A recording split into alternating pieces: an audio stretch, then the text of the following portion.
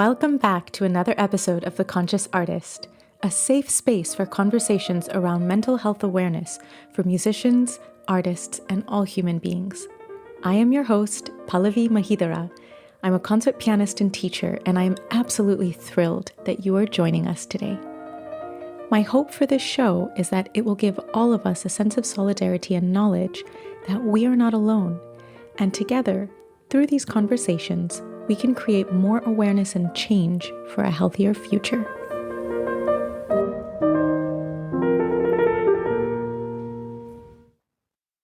Today's guest is a very talented colleague and friend. Internationally recognized for his energetic presence, imaginative programming, and compelling musicianship, he is one of the most exciting and versatile young conductors on the podium today. Please join me in welcoming my friend Vinay Parameswaran to The Conscious Artist. Vinay, thank you so much for being here with us today. Pallavi, thank you so much for having me. It's great to chat with you. It's so nice. It is my pleasure. So you and I met while we were studying at the Curtis Institute of Music together, and I remember being so excited when you joined the school because you literally doubled the Indian population. Exactly. Oh, I remember being excited too that I had a fellow brown friend. Yeah.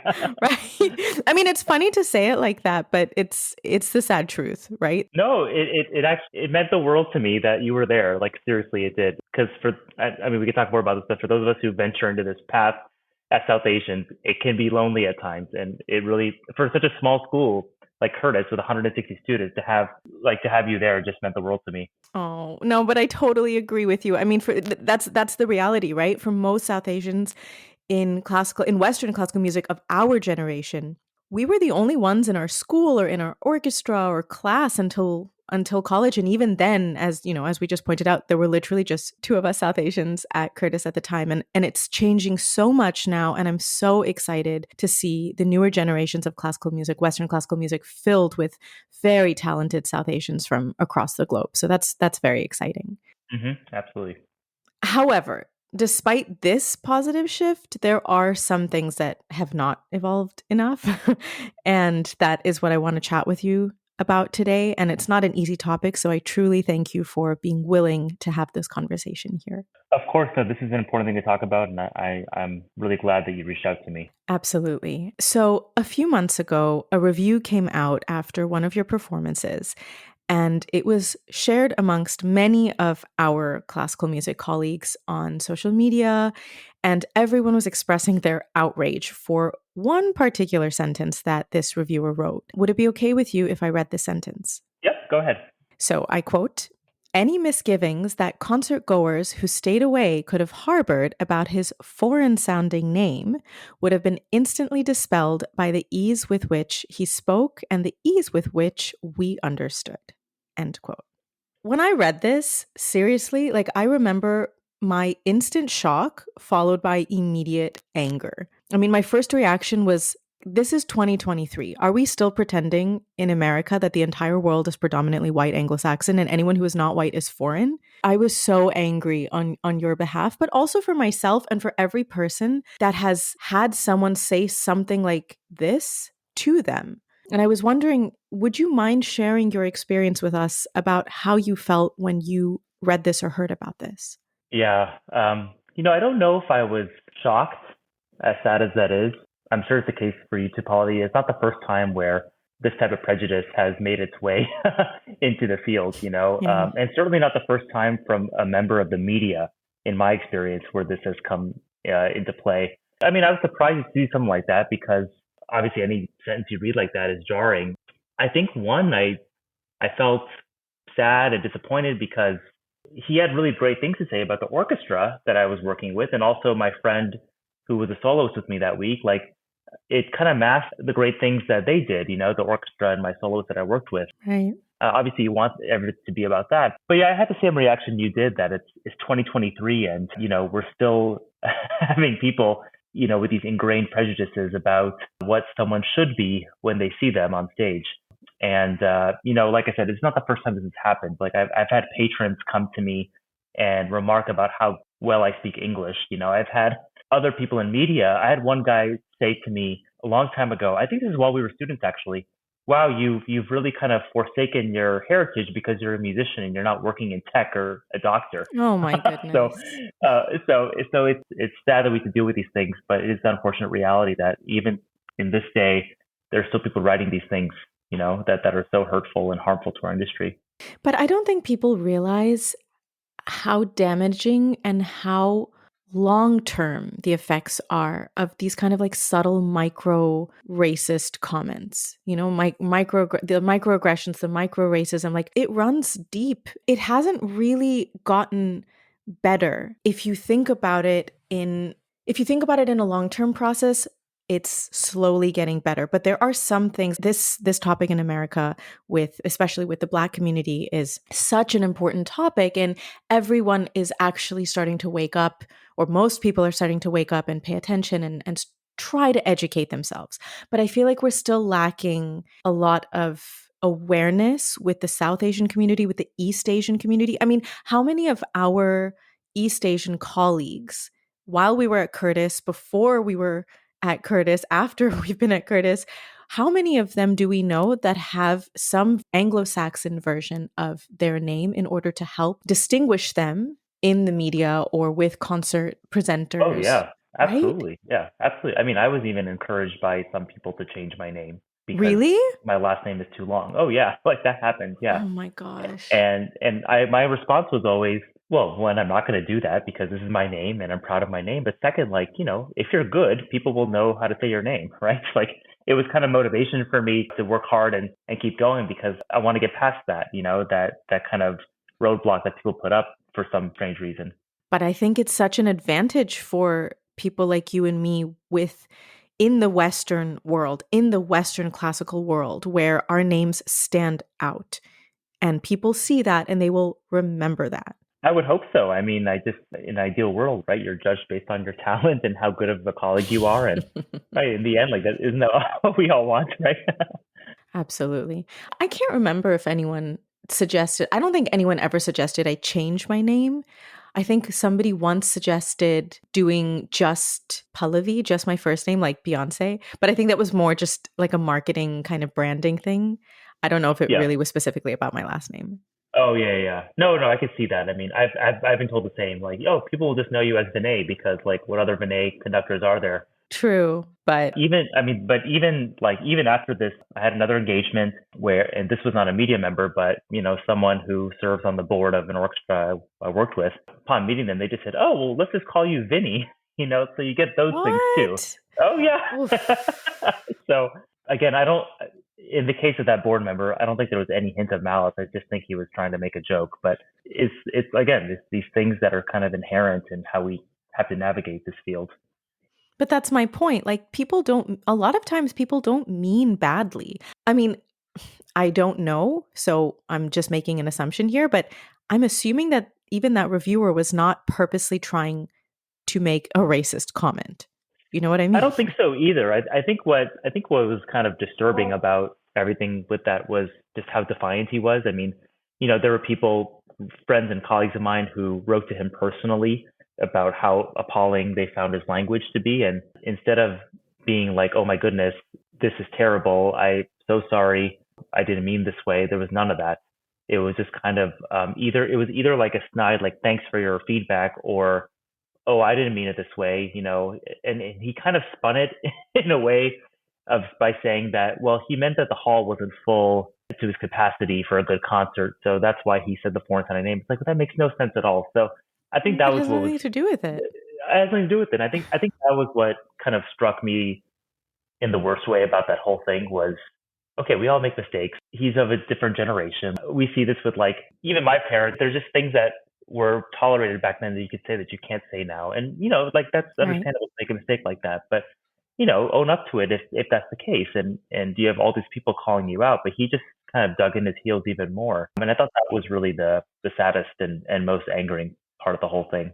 Yeah, I can understand that. I mean, I think in any human interaction, if you express to someone that your feelings were hurt or that you didn't feel good by their behavior and they immediately become defensive and aren't willing to listen to they're not willing to hear you, they're not willing to see you, that doesn't feel good in any kind of situation.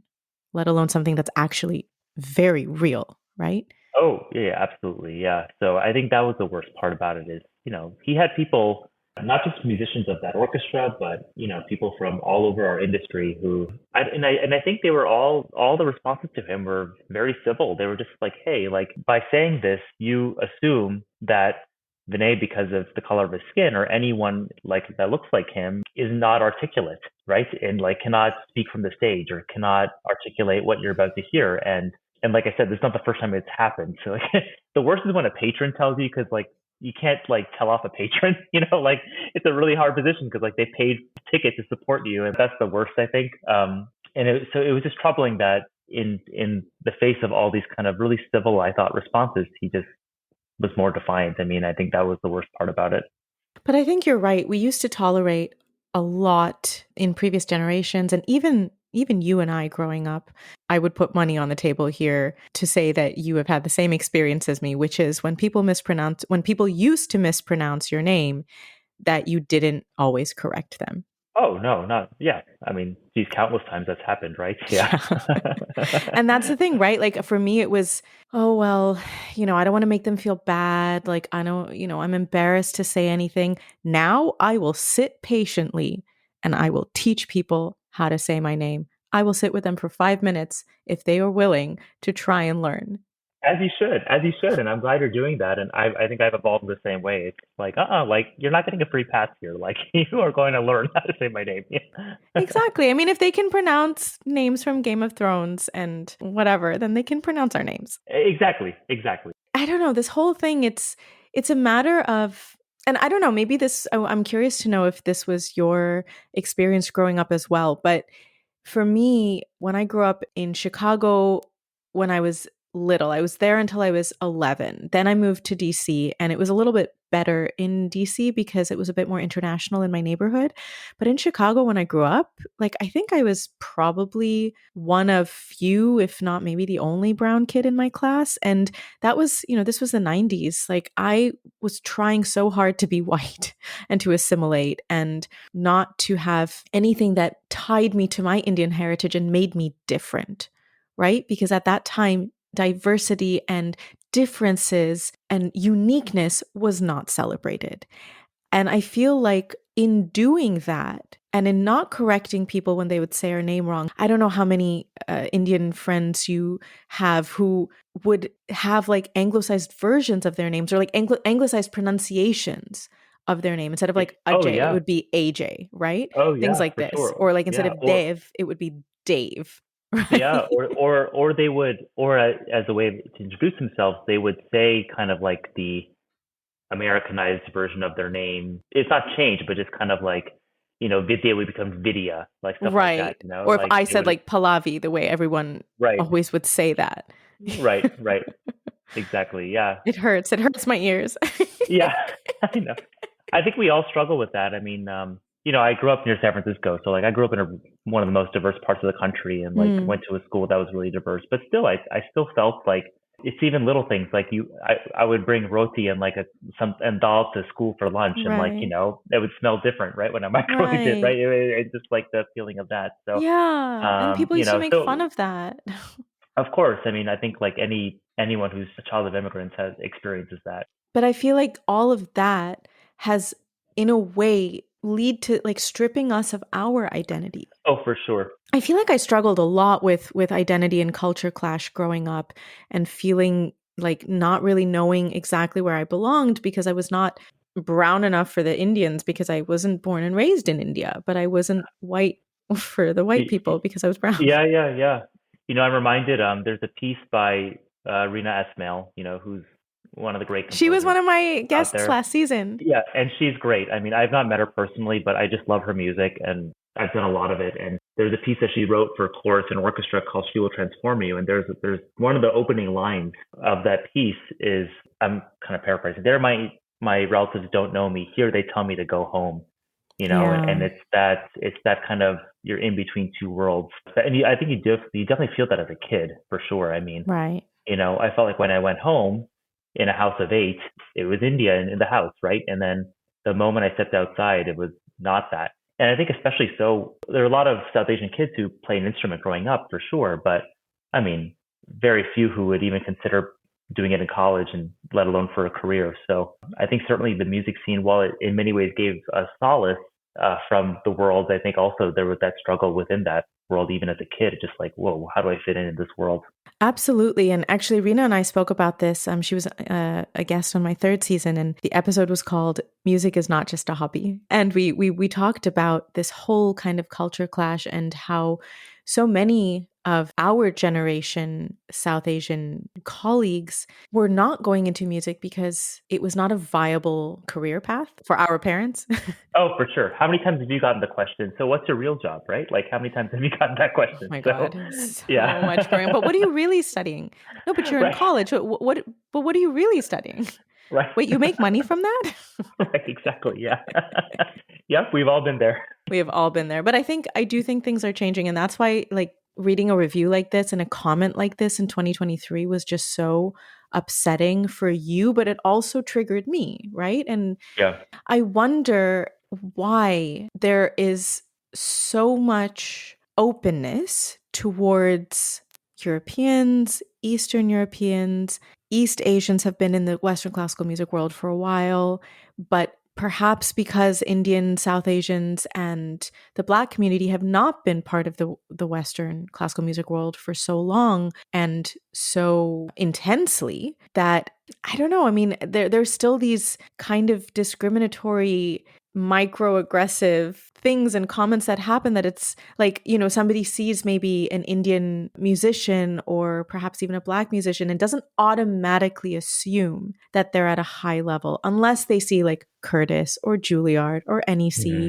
or one of the Hmm. big schools, right? Yeah, for sure. No, I think it's always kind of, I think I hope it's changing now because, like you said, there's like so many great, amazing South Asian artists in Western classical music. And that's so refreshing to see. Like, I love seeing that you're out and about doing things. Other conductors, like, Alpesh Chauhan, people like that, Rina Esmail, that's going to just help. I think one of the problems is that I don't know if you struggle with this, but like I felt like so often I saw like, oh, this person is from this part of the world, so they must do that composer really well, right? you know, Right. but Right.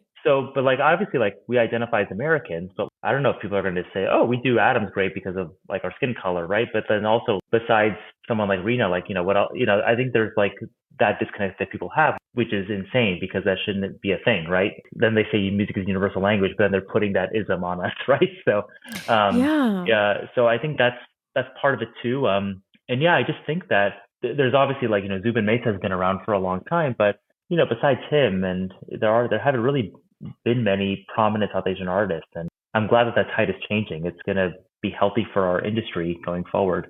But like anything in life, just like change is not linear. It's messy and it takes time for progress to happen, especially I think in our field. Yes, very much. And I think this is very important that you brought up Zubin Mehta because his name is easier to pronounce. And I feel like where the South Asians are in the Western classical music industry, or even, for example, in Hollywood, right? The ones that have been Hmm. there for a while, they are people whose names are shorter Yeah, or more westernized or like easier to pronounce. Think about Mindy Kaling. yeah, Everyone knows yeah. Mindy Kaling. That's not her real name. That's not her real name. Yeah, And I feel exactly. like now with some of the younger generation, the actresses that are in Bridgerton and Never Have I Ever, like they are Yeah, South Indian, like the million amazing artists with very familiar names, and they are yeah. keeping those names and wearing them with pride. And Oh, this for is like sure. a testament to the younger generation, though. Oh, absolutely. Yeah, no, I couldn't agree more. When Never Have I Ever came out, I felt like that was my childhood, right? Oh Coming in. my gosh, we all Yeah. were like, this is us. This is speaking for all of us. This Thank is you. yeah, because one, she's at the million, and like my family speaks Tamil, so like I could understand like when what the mom is saying to her, like hearing the mom say "kanna," to her daughter, right? Like that's so Right. familiar. And yeah, you're right. I mean, even politicians. I mean, Bobby Jindal, that's not his real name. Nikki Haley, that's not her real name, Right. right? So it's too bad that the whitewashing has been tolerated for so long, and I'm glad that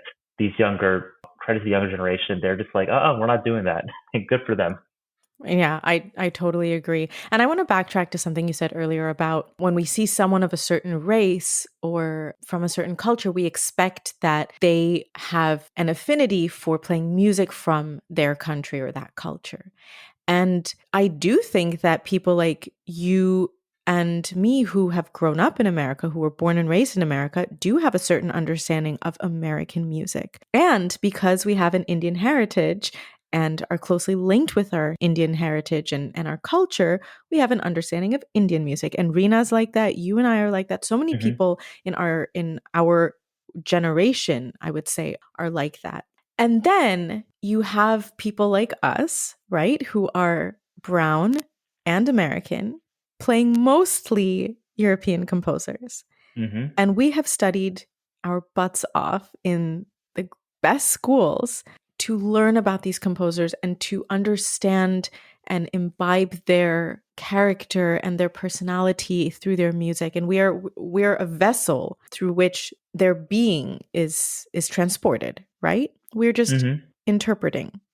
Hmm. And for me, it's very important for me, and this is just a personal thing, but it's very important for me when I'm playing a composer to understand the culture of that composer.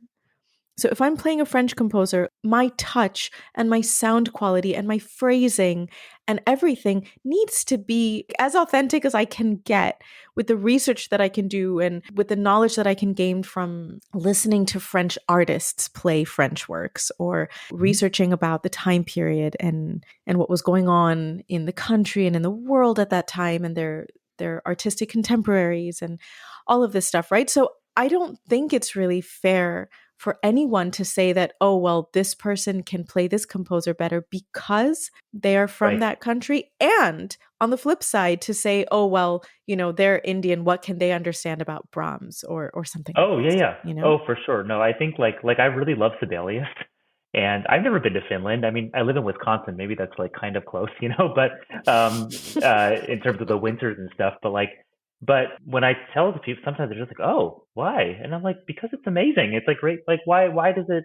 Obviously, like I know, like Esa-Pekka Salonen or Klaus Mekala, like obviously they'll because they're from there, they might have a different insight. But like this music is for everyone, and so right? anyone, it should be for everyone on stage, and that's what makes it so great. It's not like basketball, which self-selects for height. It's not like that. It's like it's for everyone. And I think that's the beauty of it. But also, I think some of the messiness that we've encountered is from that as well.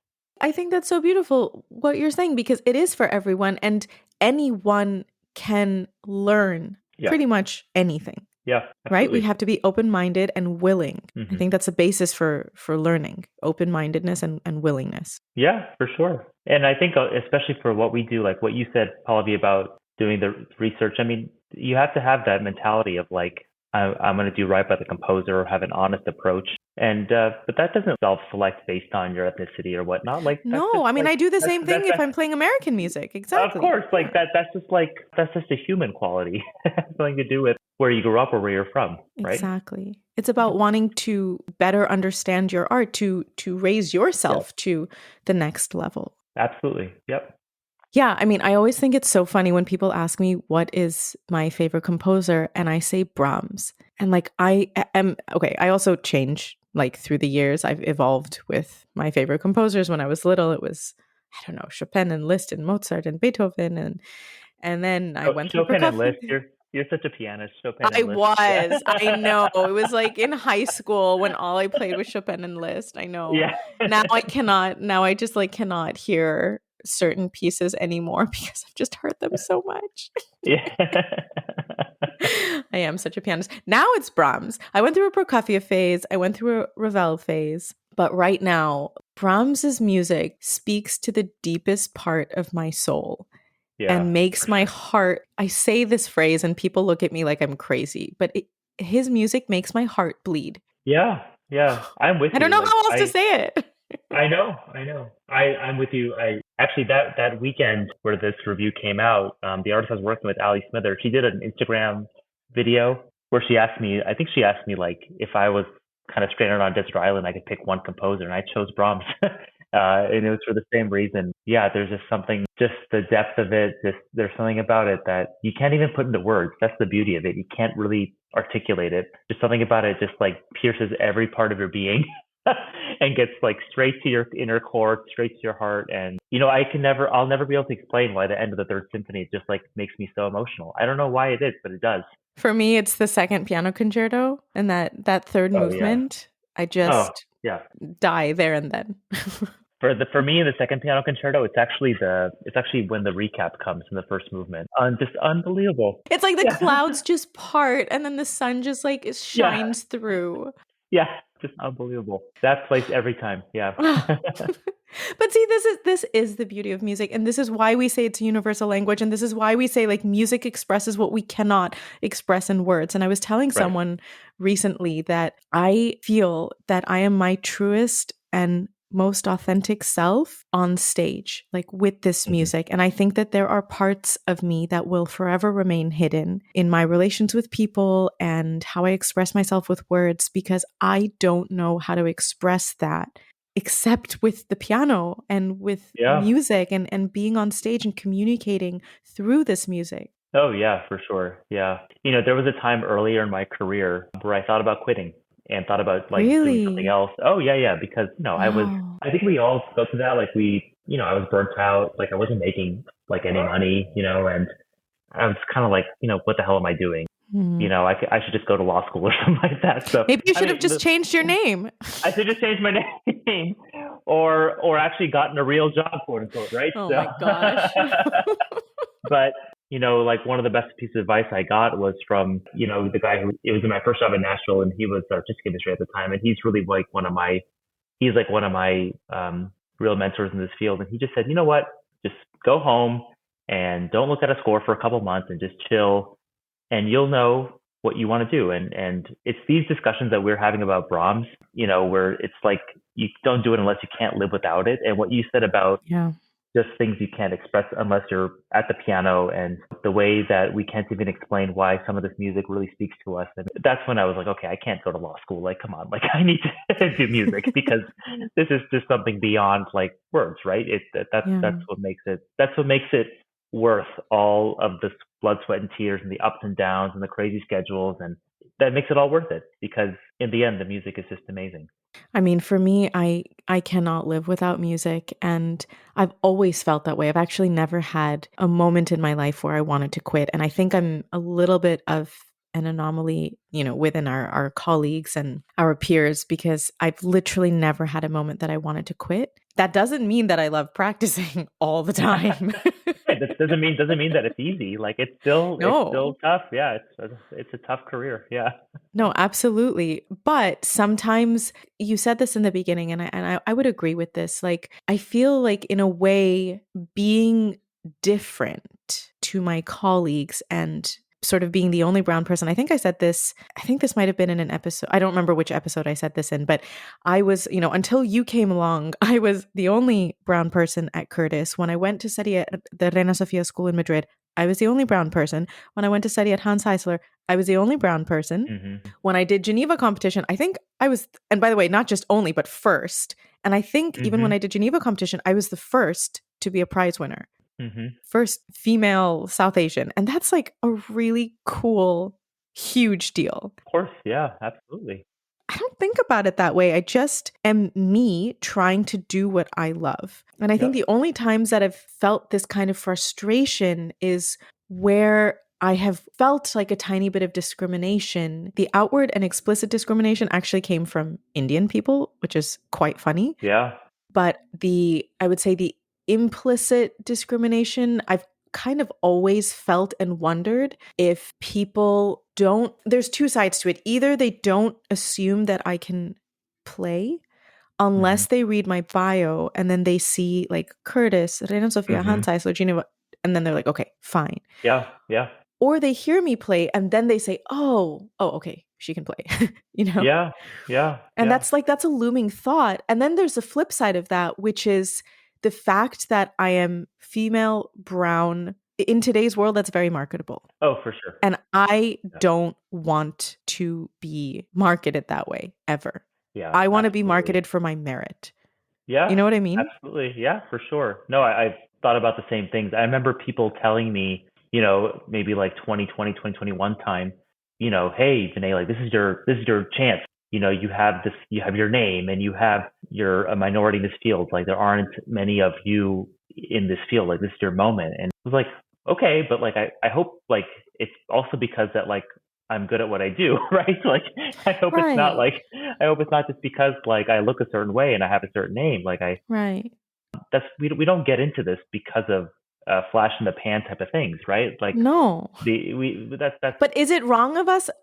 I'm just curious, like I'm genuinely curious to know what you think. Is it wrong of us to use that to our advantage? no. I mean, I don't think so because I don't think so because I think it's healthy for our industry to have more of us and to what I'm really inspired by is a lot of the colleagues who are around our age, who are just so Right. talented Right. and are doing really amazing things like the Catalyst Quartet or like other conductors, composers. Just I think there's like a real richness in the talent pool right now in the generation that's like I'm 35, like kind of in this age range and Right. Same. and even Yeah. younger. And that's exciting. And there's a lot of people that, a lot more people that look like us who are part of that. And I think that's Right. that's what's going to make this, when we talk about how do we keep this relevant, how do we further the art form, this is how it's going to be furthered. Obviously, there's reference to the masters. We're never going to lose that, but in 2023 and beyond, it's going to resonate more because there's more people that look like us in this field. I think. Yeah.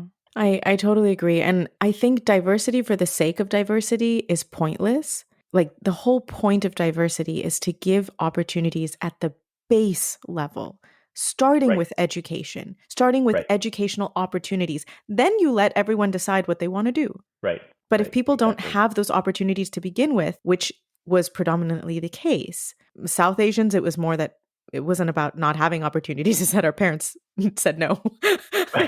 Yeah. Well, not us, but others. Yep. But in the Black and like Latino communities, there wasn't a lot of opportunity many times for music education. I mean, come on, we both know that music education is the first thing that gets cut in public schools, Yep. public Yep. funding, right? They keep the football team, but they cut the music program. That's how it goes Right. in a lot of places. And like let's be clear about this. We're talking about the United States Yes. right now. Yeah. We don't see that as often in Europe, for example, where a lot of students have music in schools and it's an important part of their education. And, we both know that in India, the biggest reason that Western classical music isn't popular like it is in East Asia is simply because India has such a huge tradition of Indian classical music, of their own Hmm. classical music. Yep. Exactly. Yeah. I want like one thing that I've been really heartened by is I think that I mean, I can only speak to this country because I've pretty much only worked in the States. Like I haven't done much outside of the US so far, but I think there is positive change happening in our industry in this country. I mean, I think the administrators I've been working with recently are really good. They understand, that we're at kind of this crossroads in our industry and that's great to see. And I think like what you said about education, I mean, I think what people are going to have to understand is that these problems are not fixed in 2 years, this is Right. a Or multi even 10, to or be even 10. honest. It's a decades long investment that needs to happen. And I think some people are starting to do that. I mean, obviously it takes money and need money for anything, but I think there's a willingness now and more of an understanding, I think, of why that work is so vital. I think there's also understanding amongst younger artists that like they can't just go on stage and play. Like the community aspect needs to be totally part of who they are as an artist, for everyone. And I think that's Right. refreshing. That's great to see in our field. So I'm really encouraged by people talk about the demise of this industry. I just don't agree with it because I'm really excited by like all the young talent out there. I think it's just amazing how much talent there is right now in our field. Oh, yes. No, I totally agree with you. And I'm really happy to hear this because I've been living away from the US for the last like 13 years. Hmm. So my perspective is very different now than when I lived in the States, and things have changed a lot in the last 13 years. And it's funny, I've actually never, and I don't know, maybe it's just because I don't understand what people are necessarily saying, but I haven't actually felt any discrimination when I'm playing in different European countries or Hmm. in other places around the world. Hmm. So I'm happy to see such a conscious movement to be more inclusive in America? Absolutely. Yeah, absolutely. Now, I'm hopeful that it's going to be in a genuine form, not in just like, oh, hey, we're doing these couple things, like we're playing this composer once. Because it's a trend. Right. Yeah, exactly. So I'm hoping that more places and wherever I go to conduct, I'm always like, if I'm meeting administration or board members, I'm always adamant about like, no, like this is a decade. This needs to be part of your identity, not just because it's the trendy thing to do right now. Right, right. Yeah. And that's the thing. Like I think this is an important point that all of these quote unquote movements that are happening, all of us that are part of these movements, we're trying to make long-term change. Absolutely. And it's up to people like us to actually have these conversations. And sadly, you and I got together to talk because of this not nice review.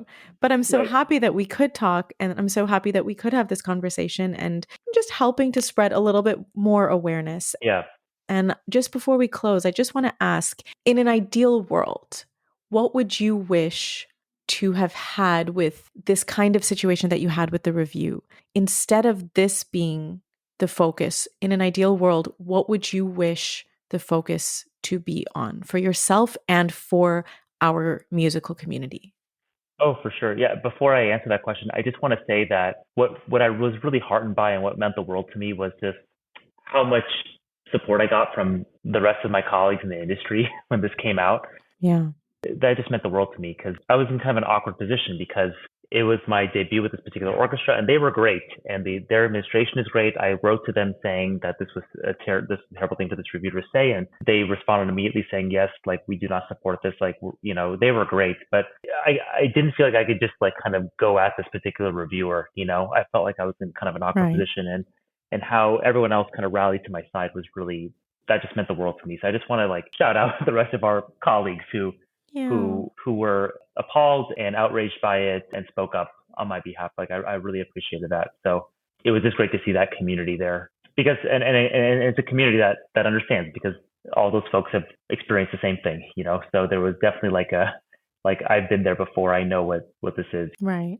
I think ideally, like just talk about the music, talk about the performance. The world is changing now where like I think there's a lot more interaction between the stage and the audience. Like I'm pretty much speaking from the stage at every Yes. performance I do now, and I think that's Amazing. good. That's healthy, It's and fantastic. it's great. It's why should we have this wall and this kind of boundary between the stage and the audience? So that's all good. And I just again there's so much talent right now and so much great music making happening right now. Let's talk about that because there's a reason why this music is timeless. It speaks to us, and let's talk about those things. Let's talk about like the great things that people in our industry are doing. That's more exciting than just like, oh, this brown guy spoke English. Like come on, like that's what we need to highlight here. No, yeah, I absolutely agree with you. I mean, it's such a pity. That also angered me for you that instead of you being able to read, not that we should care about reviews, right? Right?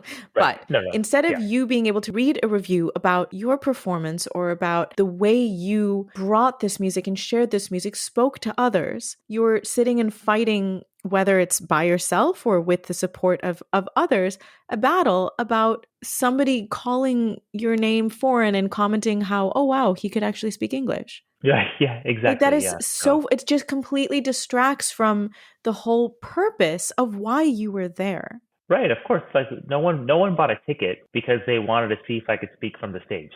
They bought a ticket because they want to hear the great orchestra and hear the great music. Like that's why people come, right? So, I mean, I'm sorry. It's like, yeah, it sounds so ridiculous when we I know, talk about I it know, like this. I know, Like the fact that we're even exactly, having yeah. a conversation about it, that we have to have a conversation about it. I know it's insane, but all the other stuff that was in that piece was just totally buried because of that one sentence. I think it was good that this particular person said, hey, more people need to come to concerts. Yes, absolutely. Of course. Yes. I mean, we're all fighting that right now, especially So say post-pandemic. that. And yeah, say that or say, hey, like I think a lot of this music on this particular program was maybe new to the audience. So just the experience of, oh, I didn't know this composer. I didn't know that this familiar composer wrote this piece. Things like that. That's what people want to read about. And that's why people want to go hear music. That's the reason why we do this and why this art form is so beautiful. I couldn't agree more. Thank you so much for being here with me today. Thank you for sharing with all of us. I know that it's not fun to talk about these kinds of topics because it's triggering, it hits us deep. And I think only people that have experienced something like this can truly understand how it feels. But I Yeah. hope that by having this conversation and having these conversations, even those that have been lucky enough not to experience these kind of micro racist comments, I hope that they will also be able to be part of a positive change moving forward. Absolutely. No, Pallavi, I'm so grateful that you had me on your podcast, and it's so great to chat with you. And thanks for highlighting this important topic because we are just two people who have experienced this, and there's so many out there in our industry who have, and it's an important topic to highlight, even if it's not fun to talk about. Absolutely. Thank you so much for being here. Thank you, Pallavi. Thank you all so much for listening. I am truly grateful for the support from each and every one of you. If you would like to submit any questions or topics for us to address on the show, you can send us a message on our Instagram page @ConsciousArtistPodcast. Help us to spread more awareness by sharing this episode with your friends, your colleagues, your teachers, and your students, and don't forget to subscribe wherever you get your podcasts. Sending you all so much love and strength to tackle this week, and we'll see you next Monday for another episode of The Conscious Artist.